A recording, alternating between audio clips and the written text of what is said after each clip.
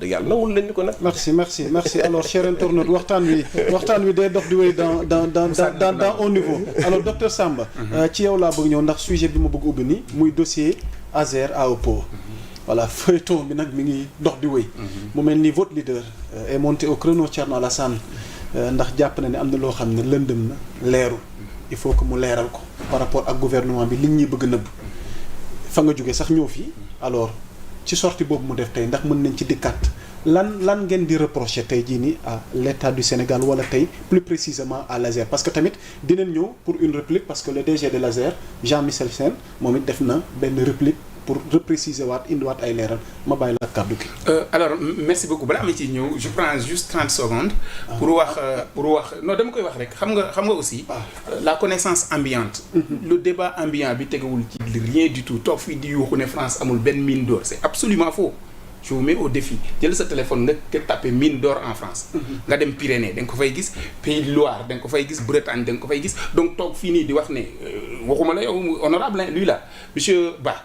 wax ne France amul benn mine d'or te mooy 3e réserve ça c'est waxu mbedd mi la am na or France am na or honorable nee na la diplomatie c'est africaine d'abord balaa buy nit je viens sur ça mais honorable dafa am beneen lu am solo lu mu wax mu ne gars yi dañ doon toje or bi ma ne ko yow député nga woon ndaxam posé woon nga ci benn question on est d'accord ndaxam demandé woon nga ñu def commission ndaxam nangam ak nangam ça j'aurais aimé voir merci beaucoup on est d'accord j'aurais aimé voir beneen affaire bi on a dit la diplomatie à l'africaine ndaxam yëg nga ne Sénélec dañ ko dàq RDC on est d'accord ndaxam yëg nga ne bi ñuy am candidat BAD bi Mali bi ñuy jege ñu tout ça on n'a pas pu l'embarquer dans notre candidature etc. donc quand on essaye de dire qu'il y a des dysfonctionnements c'est bien pour que ça marche parce que au bout du compte man je peux pas être heureux lorsque le Sénégal est en situation trouble mënul nekk. maintenant suñuy ñëw nag ci on va li nga parler wax d'actualité maintenant. absolument suñu ñëwee Alassane a fait une sortie. Vous y étiez. Alors qu'est-ce qu'on peut retenir donc.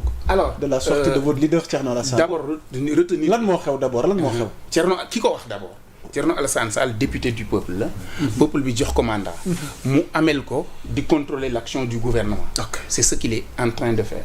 def na ko ci bi muy poser pour la loi annuler amnistie bi. def na ko bi muy poser une question sur l'endettement du Sénégal. sur l'absence de présence de trucs d'exécution budgétaire les lois d'exécution. d'exécution. oui budgétaire. poser na ko question. poser na question sur la cherté du carburant ba lii nag mu poser question sur le dossier Azer léegi Azer lan moo xew docteur Samba dafa am entreprise bu tudd AEE Power EPC nekk Espagne am bu tudd noonu SN nekk Sénégal ki nekk Sénégal démarché woon et cetera pour am financement beeg yooyu day gudd waaye li ci leer mooy bi mu demee ba entreprise espagnole bi war a nouer relation commerciale ak Azer conditions yi mooy dafa war a am garantie on est d'accord et loolu dafa war a am assurance pour société d'assurance assurer la sa oto pour ñu assurer ko da ngay fay ba pare assurance bi soog a tàmbali duñ la jox kayit pour nga ñëw fay après on est d'accord le 12 juillet 2024 ARCOP maanaam commission agence bi pour mu wax ko autorité kilifa bi gérer li état di jënd yëpp dafa bind Sonac ne ko ndaxam yow bi ngay jox garantie ñi est-ce que fayoon na est-ce qu'il y avait eu un paiement le 24 le 12 la ko bind le 18 Sonac tontu éluder question bi wax ne non wax def diversion le 23 ARCOP bindaat ko lettre mun naa joxe référence aux lettres yi le 12 lan le 18 lan ak le 23 lan. j'ai dit. on est dans juillet tout doit être clair. juillet 2024. allez-y juillet 2024. allez-y le 18 juillet xaaral ma jox la référence. allez-y li Thierno wax tey fële ne ci conseil ci conférence de presse bi daf ne le 12 juillet 2024 ARCOP lettre bi mu envoyé Sonac c'est la lettre numéro 401 000 19 05 arcop/DG/SP lii la ñu envoyé comme lettre. Le 18 Sonac tontu. tontu par le biais de lettre numéro GM/DG 018 du 18 juillet 2024. tontu mais waxul ci Ali Kalaj gi. ensuite ARCOP bindaat ko le 23. référence yëpp yaa ngi fi nii. tout à fait le 25. Sonac tontuwaat mais defaat diversion parce que da koy wax est-ce que bi nga koy jox garantie amoon na paiement oui ou non soxlawul logoré soxlawul ay philosophie soxlawul noonu est-ce que am na amul mu bind ko mu tontu ko mu envoyé réponse lettre mais tontuwul ci question bi ba 2 fois le 7 août ARCOP bindaat joxe délai wu 48 heures ne na nga ko def boo ko deful et cetera foofu la Sénégalais yi suivre foofu lañ gisee ne ARCOP dafa suspendre marché bi loolu ñëpp gis nañ ko ma laaj nit ñi léegi ministre bi barke démb mu génn xam nga lan moo ci am importance gis nga ministère bi génn ñun envoyé nañ ko question orale sur cherté carburant mais waxu ko mais xam nga gouvernement yi lan moo ko génne enquête bi dafa jug fële ne Espagne on est d'accord donc dossier bi bu leerul fii leer Espagne wala parlement européen on est d'accord léegi ministre bi ne oui finalement effectivement jot nañ le 20 mars garantie mais paiement bi le 20 juin lañ ko def soit 90 jours léegi je pose une question au Sénégal bu fekkee ne Sonac dafa amoon exception bi gouvernement bi di jéem a expliquer loolu lu nekkoon la le 12 bu mu ko laajee question bi le 12 juillet fekk paiement bi moo ngi soog a am le 20 juin c'est-à-dire que presque 20 jours en arrière alors que garantie yi joxe woon nañ ko 3 mois avant est-ce que mënu ko woon wax ni ñun dañu bénéficier wu ci exception lu tax tontu ko te ma préciser ni saa yu ARCOP di bind day am ampliation lettre bi day démaler ci ministère bi da koy jot direction nationale des assurances da koy jotaat kenn ci ñoom waxu ko ma préciser donc que ni ARCOP boobu noonu di wax saa su nekk da koy fàttali ci lettre bi muy bind day fàttali ne pour garantie bi pour assurance bi taxaw paiement boobu def ci am c'est-à-dire que c'est la condition sine qua non bu amul affaire bi baaxul loolooy li am donc la question qu'on se pose lu tax gouvernement bi bon sang bugg a couvrir situation bi nii normalement au niveau de l'ASER vous savez ce qui aurait dû être fait maanaam Sonac dañ ko waroon retirer agrément am warul mun a demee nag beneen affaire bi moom mooy AEE Power EPC mooy entreprise espagnole bi nga xam ne day bénéficier wu ci assurance boo xam ne fay bi baaxuloon dañ ko waroon blacklisté waratuloon mun a jot ci marché public au Sénégal on est d'accord et voilà la situation Thierno en tant que député waxul ne diw sangam wala diw sangam dafa ne irrégularité yaa ngi nii c'est un fait leeralal leen ñu ci gisoon na xam nga wax nga Jean-Michel gisoon naa mu ni bu paree rek 18h dina def live. waaw mi ngi ci live am. on est d'accord mi ngi ci live donc am pour apporter aussi. boobu bi may ñëw fii nii gisuma ko on attend de voir ce que les uns et les autres mais un fait est clair. moom mooy ARCOP bind na ñetti yoon te ARCOP bi mu suspendre marché bi dañu def recours cour suprême valider li ARCOP wax. xam nga li gouvernement bi def.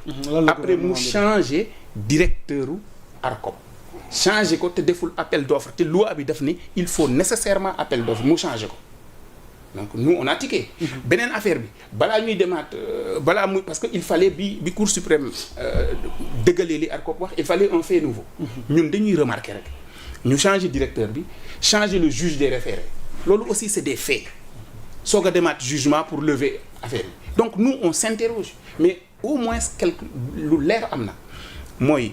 garantie le 20 mars lañ ko émettre paiement bi le 20 juin 2024 lañ ko am on est d'accord donc un DG bu yor ASER dafa waroon mun a débarrasser wu ci situation lu tax mu bëgg AEE Power Espagne des ci lu tax presse bi wax na fi ne ay kii banque Espagne bi nu mu tati police Espagne moo ngi enquête xam ngeen ni banque Espagne bi financé affaire yi dafa bloqué financement bi parce que nee na man génnee naa presque 36 milliards mais dafa am lent man tamit dama am engagement yu ma am si ginnaaw balaa may génneeti xaalis il faut lent yooyu leer ngeen defe ne bu fekkoon politicienne la rek nii Thierno Alassane Sall ku ko xam war a xam ne boog ak loo ko mëntu compte nekkuñu ci ay caaxaan yooyu noonu si tant est que mënoo leen ko d'accord kon d'accord ga ngeen bëgg a jàpp ne ñun aussi ñun ñooy activer ci politique politicienne police su Espagne pour mu enquêter ñun tamit ñooy activer banque Espagne bi pour mu bloquer financement loolu mënul nekk donc voici le problème et nous voulons que le gouvernement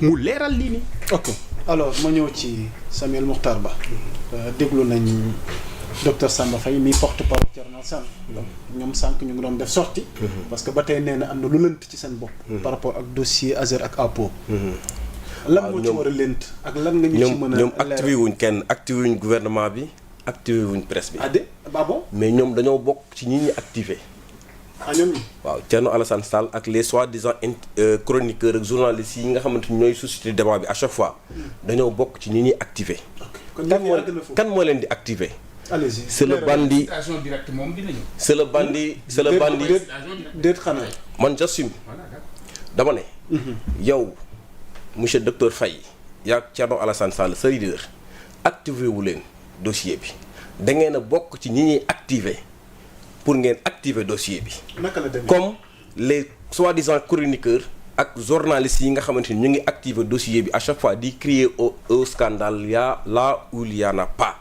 man lii laa wax et j'assume mes propos et je vais l'élucider lan moo am y a un bandit de grand chemin qu'on appelle Seydou Kane. Qui est Seydou Kane? Seydou Kane moom moo nekkoon le représentant de AOPO Sénégal. comprendre nga moom lañ joxoon moo nekk yoroon filialu AOPO Sénégal nekk en collaboration ak AOPO EPC bu Espagne kooku moo nekk di xam bu lii yëpp di am nii moo koy xam ba ci liñ naan police bu Espagne ibbi na enquête amul c'est faux.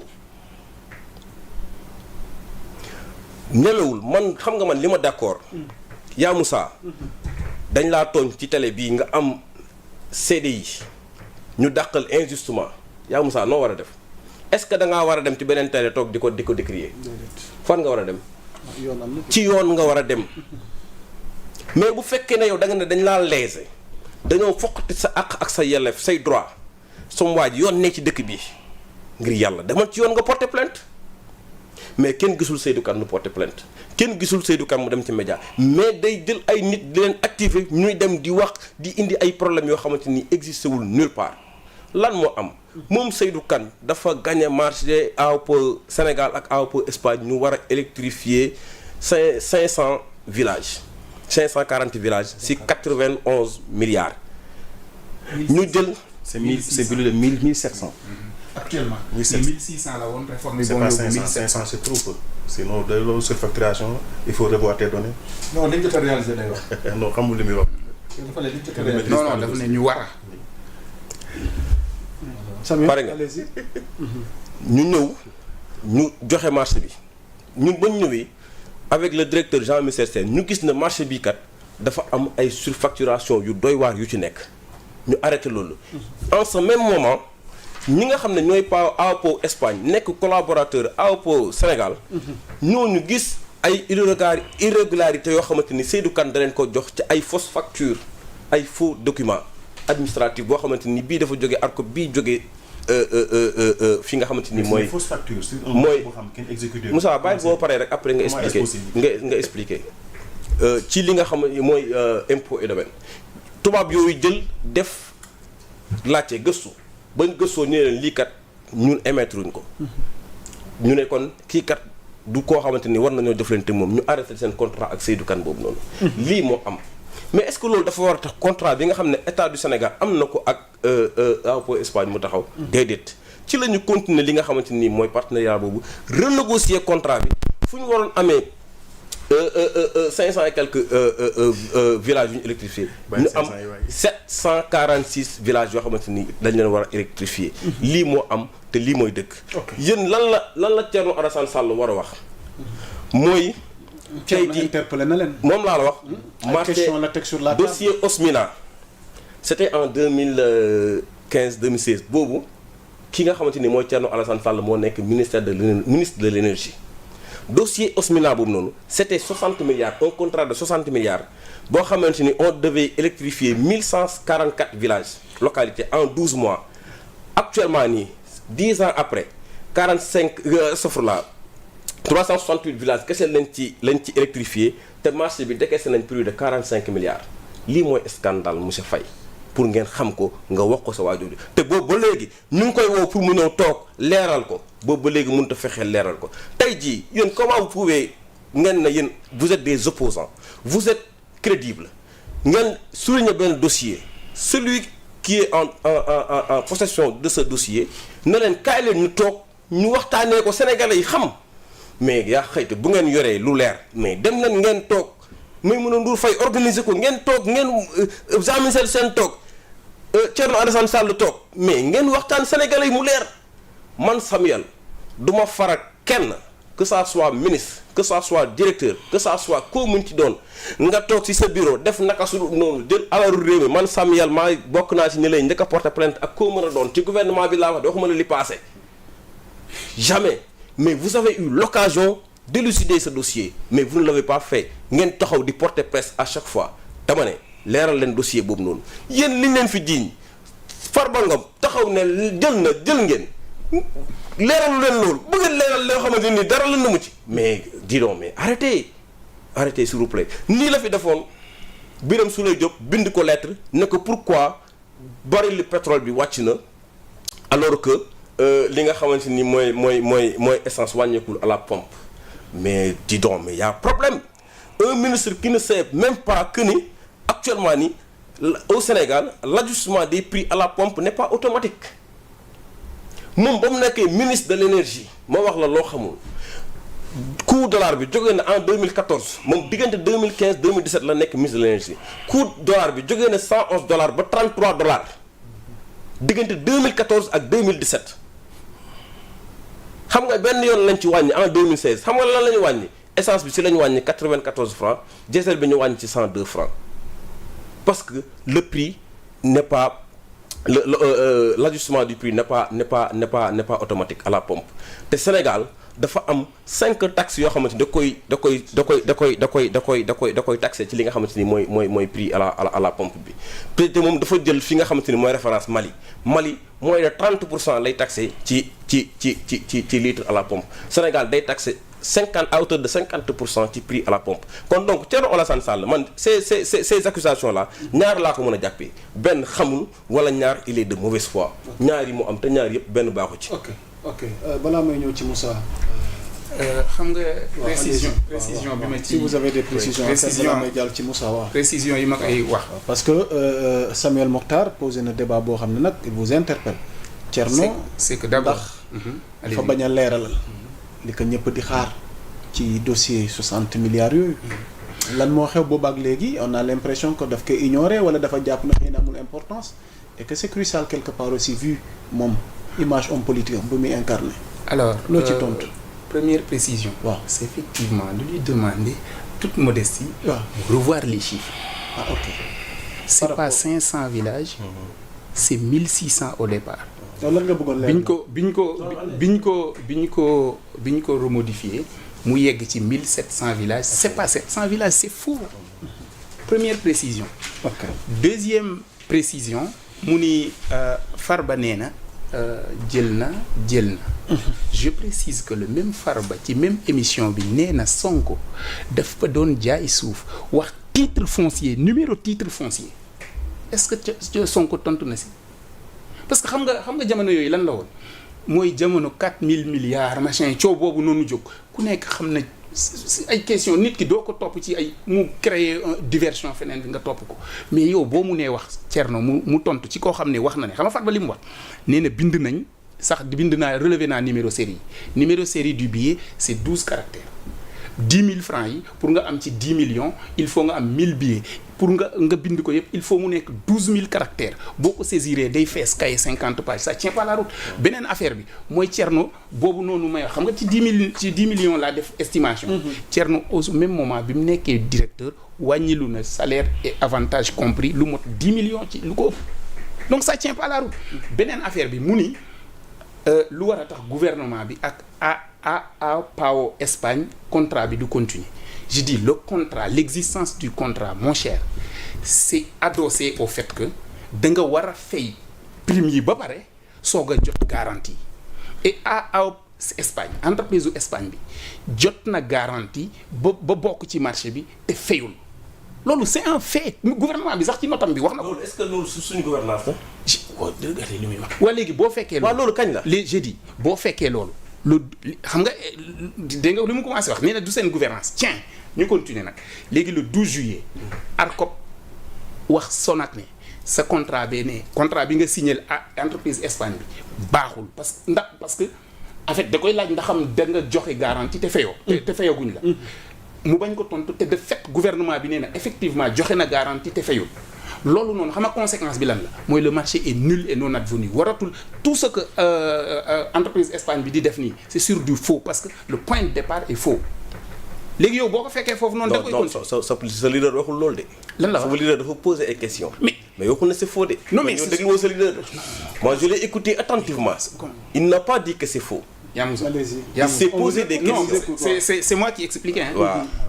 C'est moi qui explique. Attention. Parce que toi tu es le porte-parole de Thierno Alassane présent maanaam. mais koo xam ne chiffre bi gouvernement am di wax ci électrification. mais dama juum mu ngi nii 1740 villages. dama ko dindi. dama juum loolu juum day am. non dama ko dindi nga insister. dama juum moom juum lay am. waa léegi. le projet à 1740. mais évidemment léegi waxu fi 500 waxaat 500 waxaat 700 léegi ku mun a insister ne chiffre yii nii c'est bon te xam nga ne c'est pas. non mais mu ngi nii lii ma la wax nii lii moom ci truc xam nga Thierno lan la wax. waaw yaa Moussa entreprise espagnole bi ni mu amee contrat bi baaxul parce que garantie bi mu jot ni mu ko amee baaxul te article 13 code ciment mooy assurance au niveau de l'Afrique. daf ne boo fayul munoo am. on est d'accord. et loolu noonu moo sut sax bépp règlement c'est supranational. article code ciment bi moo sut suñu bépp code bu ñu mun a am fii nii. donc la vérité qu'on ne peut pas changer j'ai donné les comment il s'appelle les lettres et les références Thierno loolu la joxe tey ci conférence bi lettres yi et références yi te am nañ yeneen éléments yu ñu am waa léegi lu tax justement banque Espagne bi ne man financement bi ma doon joxe dootuma ko joxe parce que elle a conscience que entreprise espagnole bi ni mu jote yëf yi baaxul et à tout moment mun nañ ko casser. ok et on est d'accord et bu ko casser donc elle est dans des difficultés dafa am engagement j'ai dit et je réitère bul ma indil ni c'est pas dans notre du suñu gouvernance du ñu am j'ai dit le 20 mars 2024 ci la entreprise espagnole bi joxe garantie te balaa mu koy joxe dañu waroon joxe xaalis bi 3 mois plus tard lañ ko joxe. le 20 mars est-ce que nous on est. non léegi nag 3 mois plus tard léegi déglul de 3 mois plus tard du 20 juin. non mais xam nga li ma jaaxal. 3 mois plus tard pourquoi on donne l'opportunité d'aller discuter ça avec le directeur xaaral ma continuer du dossier nangu leen ko. xaaral ma continuer gum rek. parce que da ngeen refuser. j'ai dit xaaral ma ñëw depuis des mois xaaral ma ñëw rek. mais au moins mon frère Moussa sax loolu laa koy kii moom nuy wax xamante dara mais nag day ñëw moom. non dama jur yaa ngi tiim dossier xamoo ci waaw lu ñuy wax nga weddi ko moom il est courageux. xaaral sànq ma wax la sànq wax nga fi ci affaire semence semence wax nga fi dafa nekk ci benn allure goo xam ne Sénégal musul àgg foofu te pourtant maa nga bàyyi waxuma la semence de. léegi Samuel may leen ma docteur Samba Daanel ma ñëw ci Moussa engrais allez-y docteur si 13 000 ça waaw may leen ma ko Moussa yaa Samuel waaw may leen ma ko dinañ ci ñëw docteur allez-y. mais yaa Moussa laaj ko lan moo tax ñu bañ débat bi. waaw léegi il termine sur ce qu'il explique après dina ci tontu docteur allez-y. le 12 juillet. ak waay ARCOP ci état la bokk. loolooy. mbir yi muy commande publique bi. mu ne bi muy lettre yi muy bind. saa su ne day wax Sonac ni est-ce que joxe naa référence lettre est-ce que da nga joxe garantie te fayuñ la parce que loolu mooy condition validité wu truc bi condition validité wu marché bi. léegi pourquoi un directeur qui vient devrait entériner un projet comme ça ngeen ne AEE Sénégal kiiwul mais AEE Sénégal dafa def na dénonciation. bien sûr. agir na Sénégal bien bu Sénégal bien sûr. bien sûr ci ARCOP le 29 si je ne m'abuse je veux pas abuser wu ci date yi mais ci septembre bi def na dénonciation. le 2 octobre ñu cassé marché. mais bien sûr donc loolu moo tax ñu jëlee fa dossier bu j'ai dit mais directeur bi ñu jëlee ko fi teg keneen koo xam ne appel d'offre a waroon amul. appel à candidature appel à candidature. léegi xam nga ce que je veux dire. parce que Moussa laa bëgg parce que wax xam nga affaire action politique la. loolu yaa ngi dugg ci prérogative président de la République. loi fixé. il a le droit de nommer. soit mi ngi lay dugg ci diversion. non mais diversion. yow vous êtes un communicant. ab directeur bi yàq liggéey pour ñu naan ay soi-disant ay mandat la fi tegal kenn xamul. vous êtes sur le bon point. j'explique xam nga def ne discussion. ñu ne Jean-Michel da nga bëgg rek mu leer. indil papier yi nga yor ñun amee nañ suñu mongère ñu jox leen papier yi ngeen waxtaan. ñun on est d'accord hein on dit nos jeunes ils discutent avec vous. quel jeune. suñu jeunes yi. non on est d'accord non léegi nag ce que je. non mu ne Jean-Michel ne leen jox dossiers yi ñoom seen jeunes yi ñëw. mais bien sûr. yéen votre leader n'est pas à la hauteur jeunes yi nan la ñuy nekk. nos jeunes. de parti. non oui mais vraiment. discuter ak genre de choses. suñu on est disposé. oui bien sûr. bien sûr il est d'accord nous on est d'accord. léegi beneen fi may terminer. xam nga li kii wax léegi. c'est extrêmement dangereux c'est comme si c'est l'État et les lois qui doivent s'adapter aux desiderata de Pastef. loolu moo mënul am fût-il le président de la République ça tient pas la route. c'est la loi yi.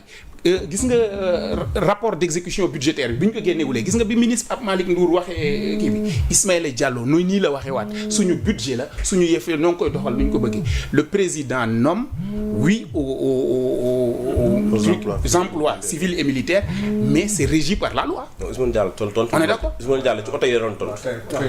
oto yi la doon waxee loolu. ci oto yi la doon waxee ne suñu budget la. non j'ai dit rapport d'exécution budgétaire bi ko Pape Malick laajee. il a réagi comme ça. non c'est pas. il a réagi affaire oto yi la ci la réagir. dem leen ngeen vérifier. léegi beneen affaire bi ma bëgg a wax.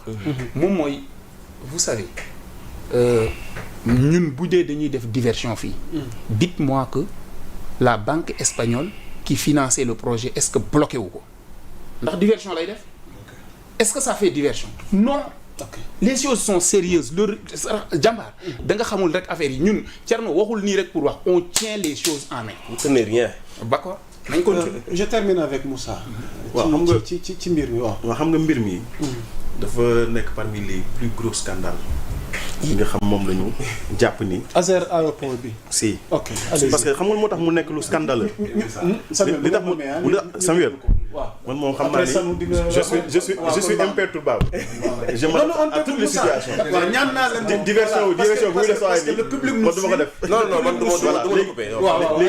léegi xam nga tey dafa am question boo xam nit ñi dañ ko war a poser même bu sax au-delà du scandale ñii dañu jaayoon bi ñuy ñëw préférence nationale dañu ko jaayoon. comment est-ce possible une entreprise de droit sénégalais détenue par des Sénégalais nekk ci ak yoonam di fay l'impôt di fay ay taxes ñëw concourir ci benn marché ba gagner marché bi léegi mu am un associé espagnol minoritaire ci marché bi espagnol moo gagné. déglu rek waa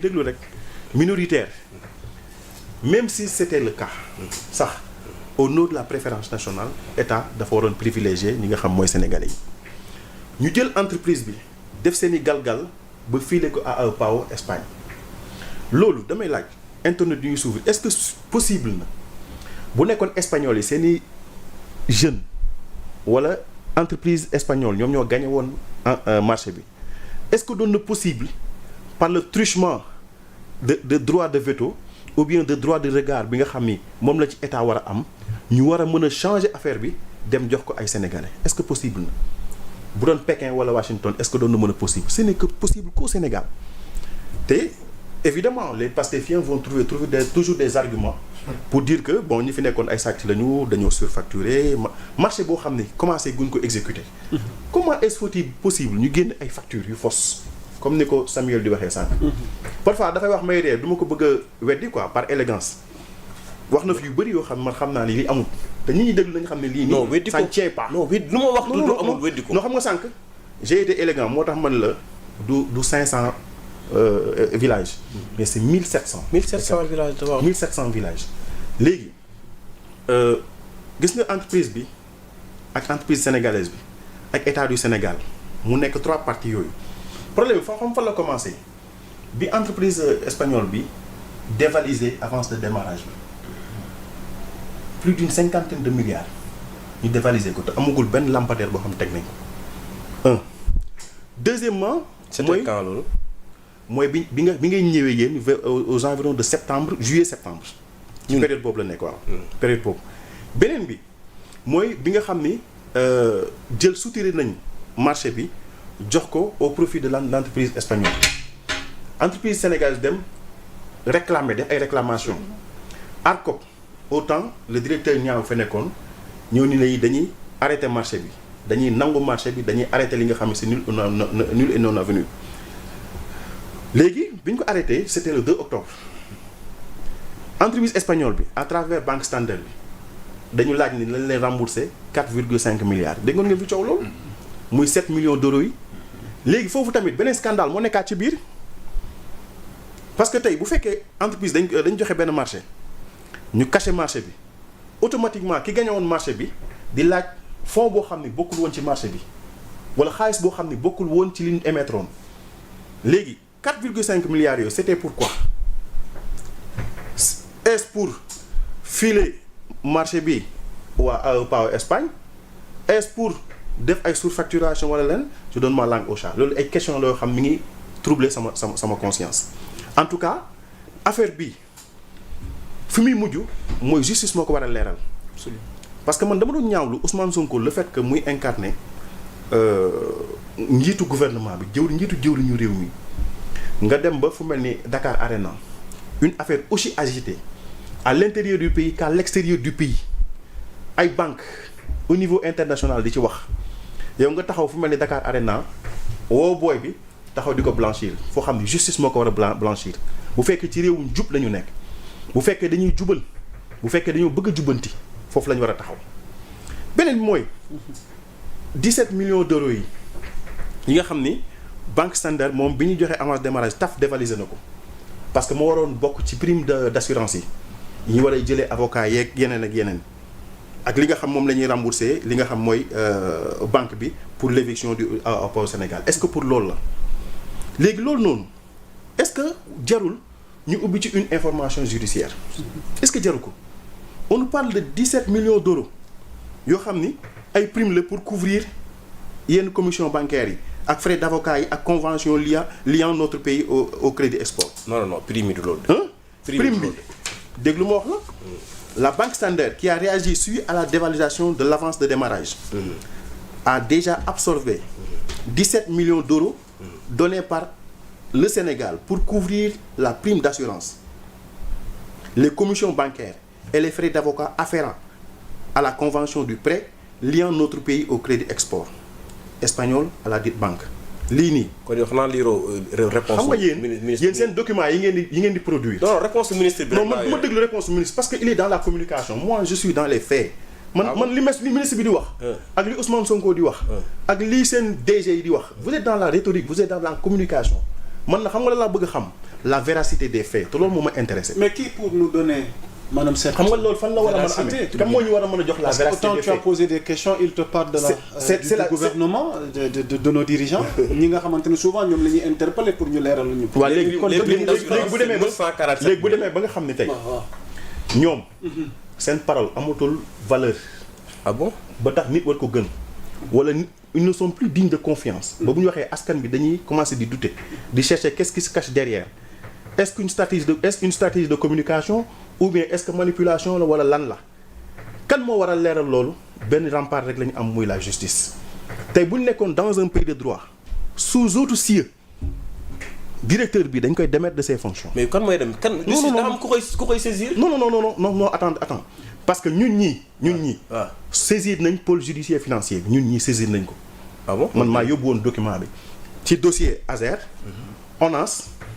ONAS bi nga xam moom la Cheikh Dieng taxawoon accusé vertement l'autre Cheikh par rapport ak scandale yi fa doon am def nañ ci plainte affaire courtage yu eurobond yi def nañ ci plainte mais jusqu'à présent da ngaa gis justice ak amu leen décharge bi ngeen demee non ça am nañ décharge mais jusqu'à présent gisuloo benn pas wala benn jéego bu dem ci loolu c'est-à-dire ñun comprendre nañu politique ni muy demee politique dafa dem ba infester tous les secteurs de notre administration, y compris l'administration judiciaire.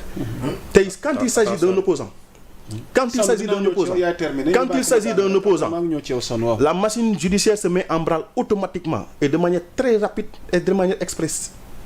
lan moo ko waral parce que ñooñu fay teg du compétence la ñuy xool wala mérite wala probité morale et intellectuelle xam nga la ñuy xool. appartenance politique ou est-ce que gëm nga samay idée wala gëm nga projet bi c'est-à-dire foofu la ñuy gars yi yóbbu ci Sénégal mais li ma gëm ba gëm ko mooy. ok waaw on termine là. li ma gëm ba gëm ko mooy. dossier bi mérite na certes ñu def ci débat. ubbi ci commission d'enquête parlementaire mais également war nañ ko yóbbu OFNAC moo war a saisir ci dossier bi taxaw wax ci. ok leeral Sénégalais yi. ok ubbi ci une information judiciaire. ok Sanu on termine avec toi. mais Moussa. parce que. c'est-à-dire il faut posé na waaw. une première solution. waaw on est au mois de juin. bu ñu yàkkamti. il y a deux rendez-vous. deux rendez-vous très importants que les Sénégalais vont suivre. muy LFR bi muy DOB bi. ok te Thierno Alassane sera là-bas avec tous les députés et tous les ministres. dina leer nañ. deuxièmement. waaw balaa ñuy àgg foofu. deuxièmement moom laay wax fi ñu toll nii. moom laay si laa jëm ci dossier bi. waaw allez-y. Sanu finalement askan wi dañuy poser non, question non. qui a raison qui a tort quoi. moo tax mën na la raison bi bu ñu ko yàkkam di ñaar la. benn bi docteur wax na lu bëri. mais j'aurais préféré xam nga docteur lettre yëpp daf ko référencé. courrier bu ñu envoyé. ñu gis plainte police Espagne. c'est pas la police Espagne mooy gérer yi. en Europe c'est pas la police qui gère ces histoires là. docteur xam na ko Moussa xam na ko.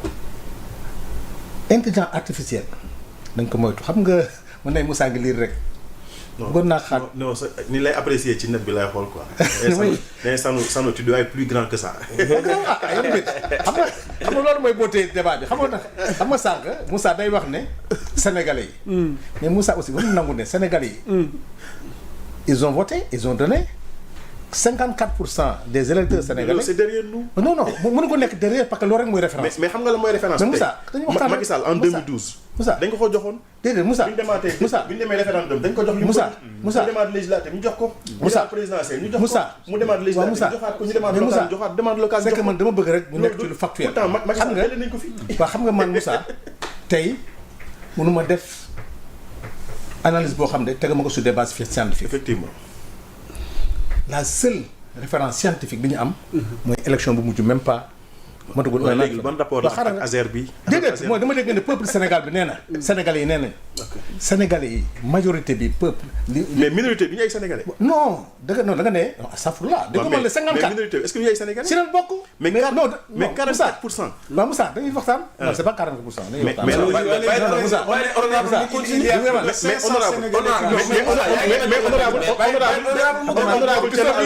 honorable Thierno Alassane Sall. waaw Moussa. dañ ko élire waaw Moussa. mais dañ ko élire. waaw moo xam nga dañu wax solution. Jean-Michel Sène mais dañ ko nommé. waaw mais xaaral léegi ñoom wax ñaar kan solution moo ëpp légitimité. léegi ma wax la ko. ah ca bismillah.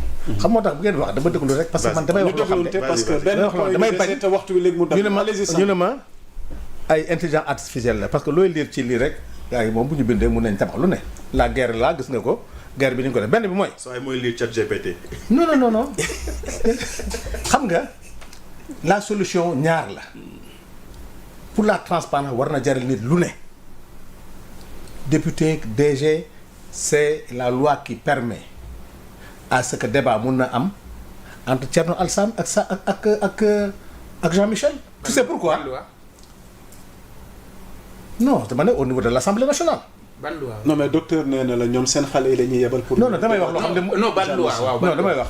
au niveau du contrôle gouvernemental au niveau du contrôle gouvernemental parlementaire Thierno Alassane en tant que parlementaire peut demander à la commission des mines au niveau du groupe parlementaire ñu des non inscrits ñu soxla le directeur Jean-Michel mu toog loolu koy xam naa ko. mine.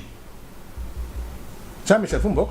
rectification Azer fu mu bokk. ci Birame Souleye. non j'ai pas compris je pensais que. damay laajte rek. non damay wax non dama ne. Thierno Alassane xam nga da nga ne député la. non yaa ma ni loi moo wax ne. waaw parce que le règlement intérieur non parce que le règlement intérieur loi la d'accord nga man. non je demande rek. waaw non pour information rek dama ne. loolu mun na nekk moom mu demandé ko woon que demander que on va entendre Jean-Michel au niveau de la commission. mu de comme ni mu bindee question écrite ministre bi tontu ko mun na ko demander assemblée nationale à travers la commission on veut entendre le directeur de l'ASER muy benn xam nga am na possibilité boobu en tant que. loo xam nga nag le centre du débat vraiment honorable fan laa ko doon xaar ci yow. est-ce que oui ou non paiement bi dafa intervenir après. c'est non fa oui la jëm. est-ce que waroon na demee noonu. c'est non mais dégg ma la information. dégg ma ne li nga wax yëpp tu ne l'as pas tracé. lettre yi ngeen envoyé da nga joxe référence da ngay tudd ni ay police ak ay training ak ay référence ak paiement li ministre des finances bind wax ko dans un pays normal dans une institution soo ko gëmul di gëm internet lu mu bind nuy waxtaan rek non may wax damay bàyyi nag ma wax non Jean mais je suis d'accord sur ça. donc le ministre des finances a raison à tous les coups. xam nga man non xam nga li ma ko wax moi je veux qu'on soit factuel. oui. vous êtes scientifique. dama ne. tu as un gouvernement mu baax mu bon moom nga am. jusqu'à preuve du contraire. d'accord. toutes ces déclarations sont officielles jusqu'à preuve du contraire. mais pas vrai. non xaaral rek non dama ne jusqu'à preuve du contraire kañ lu leer la. si tu peux amener des références scientifiques référencées comme ni nga ko wax jóge ci Espagne police espagnole documentation bu ñu la jox yow venant d'Espagne pour lu wax ne nii la demee soo ma ko tegalee mun naa confondre les deux. man dama bëgg ñu may wax loo xam ne xaw ma ko parce que gisuguma fii Sénégal un document venant d'Espagne bon mun nga ko vérifier. est-ce que oui ou non marché bi suspendroon nañ ko. non damay déglu rek xam nga ba maa dugg ci détail yooyu. man maay wax ndax suspendroon nañ ko non xam nga genre bi ngay wax. xam nga sa logique. allez-y. dama la bàyyi sa logique nga tracé ko parce que su ma toppee say question rek day nekk question réponse te man dama am sama plan de développement logique ku ma déglu xam ne du ma wax lu ma xamul man pour ma xam dëgg le ministre des finances jusqu'à preuve du contraire man légaliste ancien parlementaire document bu ma ministère jox c'est un document que je conserve pour ëllëg ma xool lan mooy am ëllëg si Thierno Alassane honorable député Thierno Alassane Sall sort un document officiel venant d'Espagne ne lii plainte la lii nangam la mettre ko à la disposition de la presse sénégalaise documenté ñu mun ci discuter mais wax boo xam ne ci dañ ko bind nii xam nga fu mu jógee ak tout ce qu'il y a sur l'intelligence artificielle duma ko commenter parce que loolu ça ne m'engage pas demain dama ciy bañ a am problème. d'accord léegi sa temps de parole kon da koy off. non déedéet si damay maintenant je donne la solution. la solution ci problème boo xamul. waaw non solution bi la pour trouver une solution. non problème bi non. allez-y Sanou. non déedéet solution bi du jóge ci ñun. allez-y. parce que kii li muy wax dañ ko nettali. voilà yow li ngay wax dañ la ko nettali. c'est documenté. ah non loolu laa soxla nag. seulement la référence ma ne kii de kii moo ko jox mais xam nga ne lu xaaral rek damay bëgg rek. nous sommes dans un pays de droit. allez-y Sanou vous avez votre temps de parole. nous sommes dans un pays de droit. allez-y oui. xam nga fos li maa ngi jóge léegi ci benn séminaire boo xam ne on parle de ça pour qu'on soit c'est-à-dire qu'on soit très très prudent par rapport à ce qui se passe par rapport aux nouvelles technologies. il faut li ñuy tuddee. moo tax fact-checking. bi ma waxee lettre. génne référence. man la kii de acte officiel la. mais si on ne me sort pas des références venant d'Espagne. pour wax ay plaintes. pour wax ay banques. pour def nangam. du ma ci débattre parce que loolu. wax la lu may gis mais man mënuma nekk un ancien législateur ñëw di waxtaan boo xam ne awma ci këyit. ok ñu beneen bi mooy solution bi nga wax. solution parce que am na benn point bu ñu des. Thierno ñuy bëgg a def l'honorable député Thierno Alassane Sall c'est un parlementaire. qui aime bien les débats qui aime bien poser les questions. li ko Jean-Michel wax si un Sénégalais pense que c'est pas sérieux c'est extrêmement grave fi ñu jëm ëllëg te c'est pas une petite affaire moi j'aurais préféré que Thierno Alassane wax ma ko Farba mais kii c'est un directeur qui a fait une passation de service qui vient faire une révélation extrêmement grave de 60 milliards dont di ci tudd Thierno Alassane di ci tudd Farba Ngom même moom mii yaa Moussa bii bëgg transparence yaa Moussa directeur non, Cheikh non, Dieng non, Cheikh Dieng du directeur. waaw xaaral Cheikh Dieng du waaw, mais directeur. xam nga nag lan la wax ci ministre bi. yow gis nga ne- et non est-ce que vous aviez non, la même xaaral- non ça c'est est-ce que Mais vous aviez waaw, eu la même xam nga posture bi ngay wax. vous savez ce que je n'aime waaw, pas. non, non, moom mais- mooy cette posture déséquilibrée bi ngay non am parce nii. que non est-ce que directeur waxul ne ministre mais am xaaral da ko mais xaaral est-ce que wax na ni. non xaaral franchement non xaaral xam nga sanu nag xam nga déedéet xam nga man doyen xam nga man non c'est mon ami mais doyen mais xam nga man non non j'accuse pas mais doyen man dama lay fekk si sa argumentaire mais doyen bi ñuy wax ci waxeelu 1000 milliards yi pourtant daf ci àddu woon accusé Macky Sall te pourtant nee na du wax lépp loo xam ne amul maa koy waxaat fii léegi maa koy waxaat fii nee nga ana document yi en référence xaaral pare jox la référence bi léegi non xaaral di nga jox référence yi non c'est billahi wallahi wa ta'ala devant les Sénégalais non je te dis ça tout de suite yow yaa ngi doo wax lenn loo xam ne c'est pas référence billahi wallahi wa ta'ala buñ paree nga jox ma sur le Saint Coran fii laa koy wax ci micro ba publier ko j'ai reçu man boo ma ko joxee ma j'ai reçu une sommation interpellative où j'ai war naa la ko man boo ma joxee référence 1000 milliards ma publier ko daanaka ci Thierno Alassane waaw Thierno nga ñëw ci loolu. Thierno dama ne Thierno dama ne waaw. c'est un sujet bu ñu ñëw man bëgguma génn hors sujet on parle du dossier de Thierno Alassane enfin moo tax bëgguma sinon je vais prendre beaucoup d'exemples bëri na fi dossier bii bu ñu ko bàyyee dugg ci beneen dossier day nekk kenn ko xaalaan je veux rester ci ordre du jour bi Thierno Alassane dafa poser question ñu poser ko question le ministre des Finances a répondu doy na ko doyu ko dina dem assemblée jàkkaarloo ak ñoom mu leer nañ devant les parlementaires dina leer ci plénière bi dina leer lépp maintenant dañ ko poser question boo xam ne Sénégalais yi doivent comprendre c'est un directeur général dogguma la mais le même DG moom mu ngi def Jean-Michel waaw insisté waat na insisté waat na ci boobu le dossier léegi waaw man Thierno le connaissant bu ñu bëggee def yëpp politique nañ jël dossier bi jox ko ay jeunes franchement parler man bu ñu ma ko joxoon du ma dem parce que xaw ma ci dara soo ma ko expliqué woon tamit du ma engagé sama bopp te loo xam ne xaw ma ko soo ma expliqué ba mu leer nañ nga jox ma ko du ma ko dem yow mi directeur général def passation de service ña ma taxaw jàkkaarloog addina yëpp cité Alassane Thierno wax na nga posé ko ay questions Alassane n'a qu'à répondre ou bien débat bu ne am ñoom ñaar tant mieux bu mënul am ils vont se retrouver en commission et le Sénégal ça va seront mais maintenant que ñun ñu bëgg a nekk fàttaliwaat ñu débat bi Jean-Michel lan la ko interpellé Jean-Michel da ko interpellé dossier Osmina. de Ousmane bi sur les 60 milliards tudd ko tudd Farba man am na wala amul Thierno moom rek moo ko mën a wax moo mën a tontu moo tax j'aurais préféré rek Thierno si conférence de presse bii man xalaatoon naa dina ko wax comme que waxu ko xëy na dina ko waxee assemblée wala ñoom ñaar xam naa ne duñ toog parce que Thierno comme ni mu ko waxee il va pas accepter ça mais les Sénégalais lii dañ ko saytu comme ni ñuy saytoo Azer bi beneen bi fa laay terminer allez-y waaw mooy kii dama lay leeral rek man maa ne sur le rapport de la Cour des comptes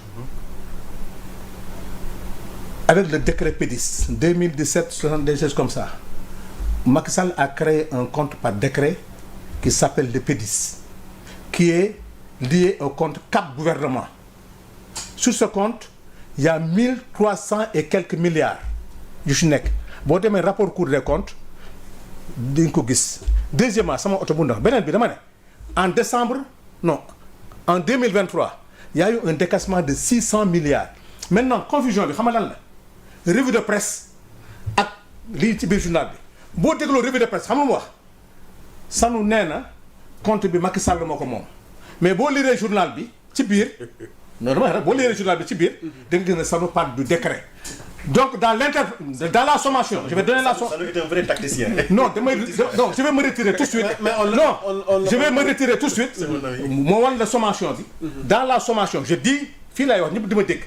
Dans la sommation on m'a posé la question 3 questions la est-ce que man maa wax que nangam. Compte bancaire bi. waaw compte bancaire. mais et j'ai parlé de décret.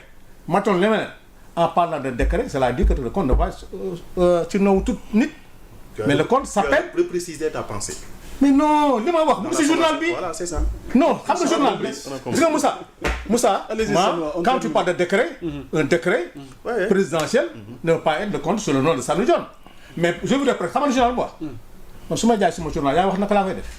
mais en titrant ça en revue de presse di nga dem ci journal bi boo lire en tête bi amu ci mais boo lire texte bi war naa la ko texte bi on parle de décret exactement exact loolu nag technique journaliste la mais Sanu Dione moom di ma la wax attention c'est pas fini parce que Mamadou Lamine Diallo a relancé le débat dinaa la ko jox léegi nga lire ko dinaa la ko envoyé léegi nga lire ko moom daa a relancé parce que le compte là pourquoi c'est grave dans l'article 5 de ce décret il dit que ce compte peut nous permettre d'ouvrir des comptes dans les banques primaires au Sénégal et à l'extérieur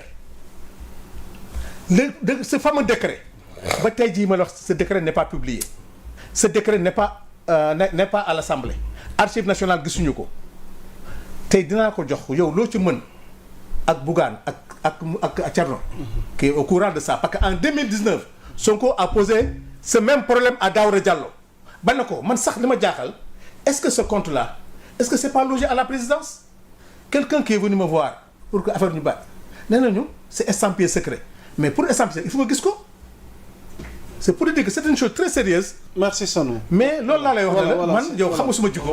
y a des choses yoo xam ne. mais nag la presse quand la démarche est scientifique man ça m'intéresse. waaw non c'est une démarche scientifique c'est mu ngi nii ah. je vais vous partager ça. voilà ngeen dire ko. dinañ ci dikk sax pour vous dire que en vérité. yaa Moussa dama may ma lire léegi Thierno Alassane. mais le ministre des finances a répondu. moom nee na du ko lire. à la question écrite. moom nee na non non. de l'honorable député. Moussa boo bëggee je peux te donner une minute vite fait ñu jàll. jóge ci gouvernement bi il est libre. waaw non mais war nga bëgg moom. non mais yaa ngi public mu ne lan mu ne lan. da nga wax ni lépp lu jóge ci gouvernement bi. du ko lire moom. non mais dama ne xam nga lan laa wax. c'est-à-dire xam nga il y a ce qu'on appelle lire et lire. Sonko dama koy lire. mais la vérité aussi dama koy lire. mais doo ko déglu. donc lii du Sonko c'est le ministre des finances sa technique de manipulation. non xam naa ni il est très fort en manipulation. xam nga tey xam nga am na benn sujet bu ñu war a dugg sànq. mu nekk sommet Davos bi mu war a dem nii. waaw en Chine waaw. mais tous les pastéfiens dañuy wax ni visite officielle la. il porte la voix de l'Afrique. non déglu rek. il va porter la voix de l'Afrique. c'est pas le seul à être convié. waaw d'accord mais d'accord non il ne porte pas la voix de l'Afrique. déglu rek il porte la voix de qui du Sénégal. déglu ma wax la. waaw demal ma je m'excuse. xam nga non c'est pas grave. sommet Davos boobu.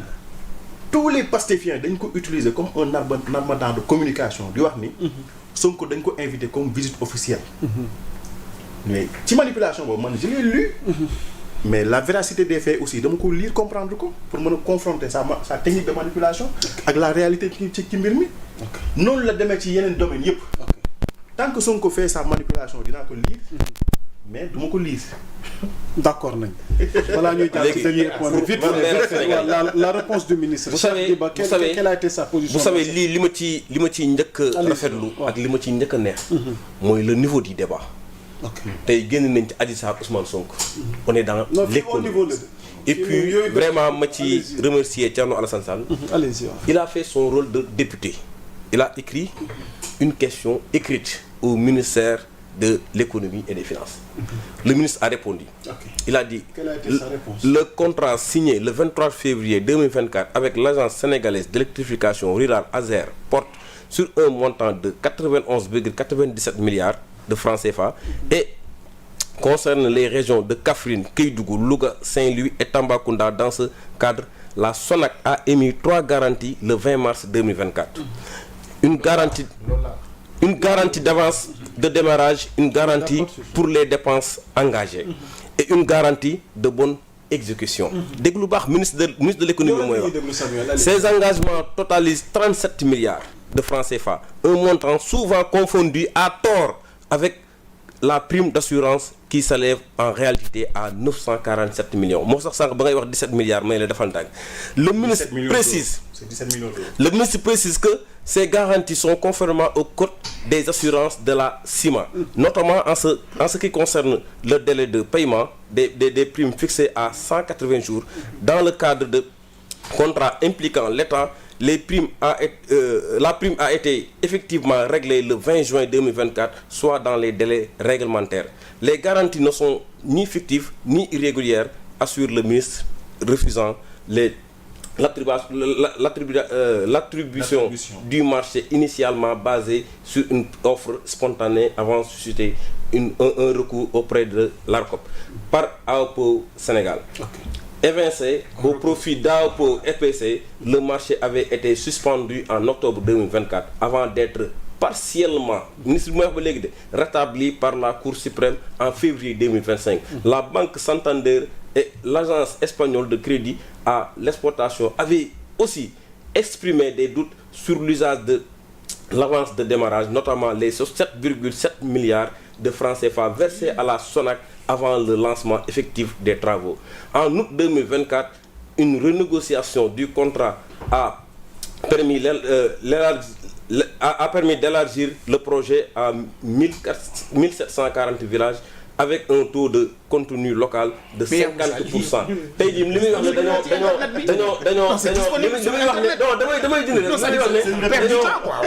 dañoo xañ Sénégalais. dégg nga li ministre wax loolu c'est très important. mu ne le taux contenu local de 50% et un volet de formation à destination des jeunes. Le ministère appelle à une lecture objective du dossier et réitère son engagement en faveur de la transparence et du respect des règles de la commande publique. lii sa waay bu la doyatul leneen du léegi par le ministre. Ya Moussa est-ce que Cheikh Diba pouvait dire autre chose que ça? Il est une voix autorisée quand même. C'est une voix autorisée. Oui. Mais est-ce que mën na taxaw jàkkaarloog Sénégalais nii dañoo évincer AAO Power Sénégal au profit de AAO Power Espagne, est-ce que possible na mu mën ko wax? C'est la Cour suprême. xam nga tey ñoo xaaral ma wax la te dans sa communication li mu wax dañ ko rétablir partiellement. foofu laa naroon ñu. waaw la Cour suprême dafa rétablir AAO Power Sénégal partiellement. déedéet. il faut qu'on mette le doigt là-dessus.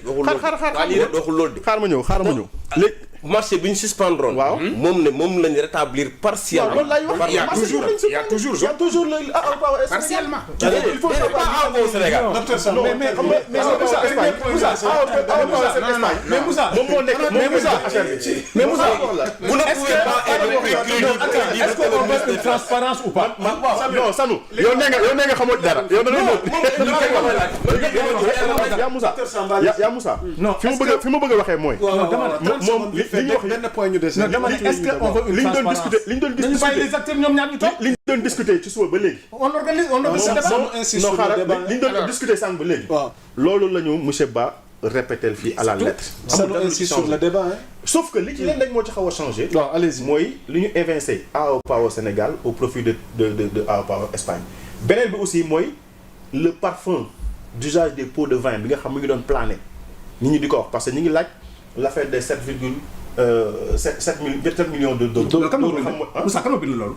kan moo bind loolu. damay poser question rek yow il faut que lire. non loolu lii naa ko fépp ci. Moussa dañuy waxtaan na Moussa. waaw lii naa ko Moussa ñu réglé lu Moussa. foo lire li ngay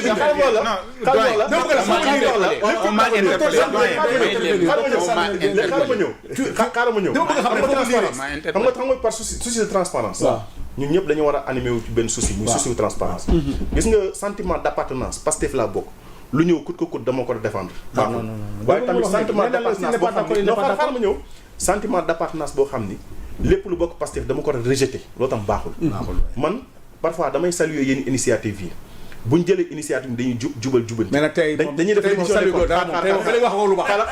man au début. au début man xam nga laa doon wax. bu ñu def jubal jubanti. ni reddition des comptes dama ko doon saluer parce que loolu dafa bokk ci li taxoon ñu doon xeex. man mii ma mënoon ci ñàkk sama bakkan keneen ak keneen ak keneen. ñu doon défendre Sonko ñu ñëpp.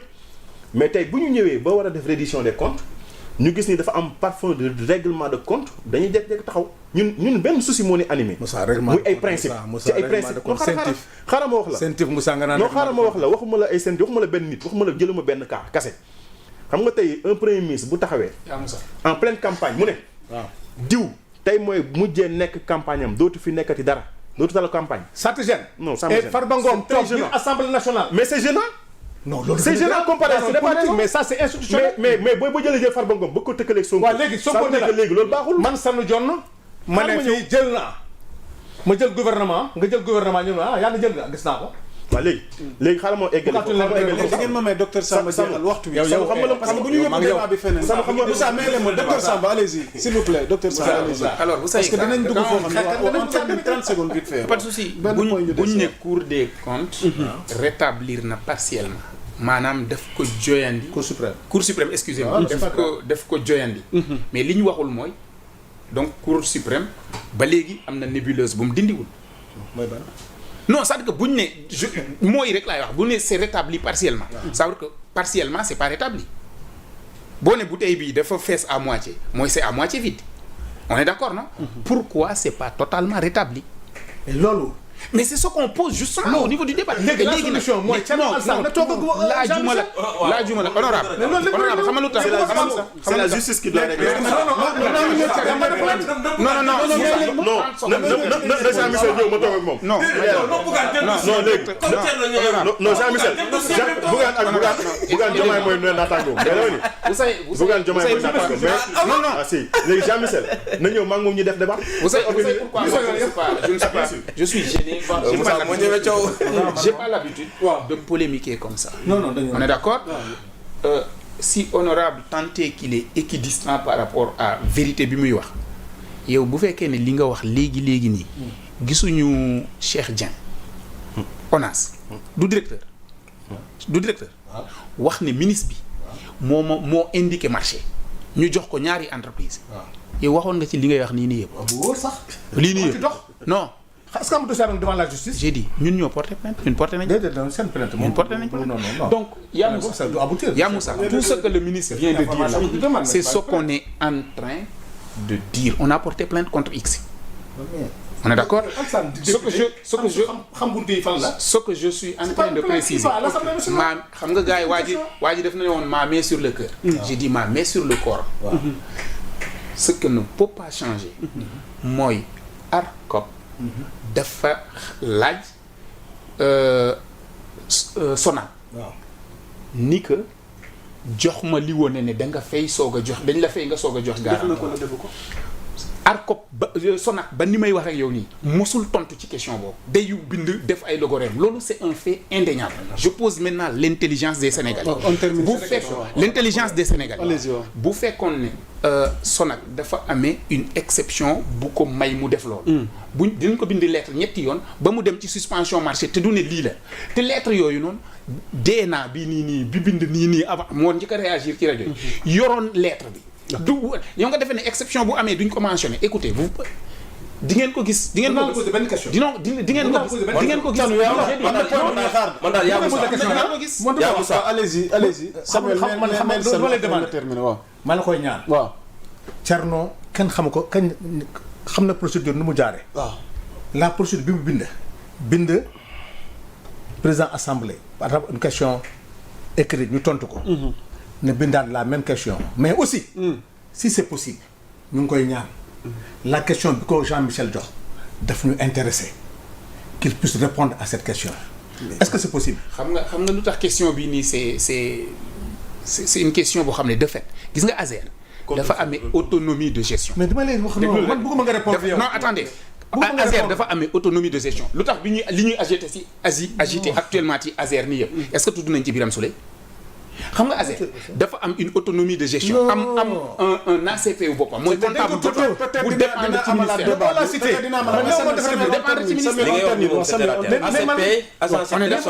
mais on est d'accord. mais man je t'accuse pas.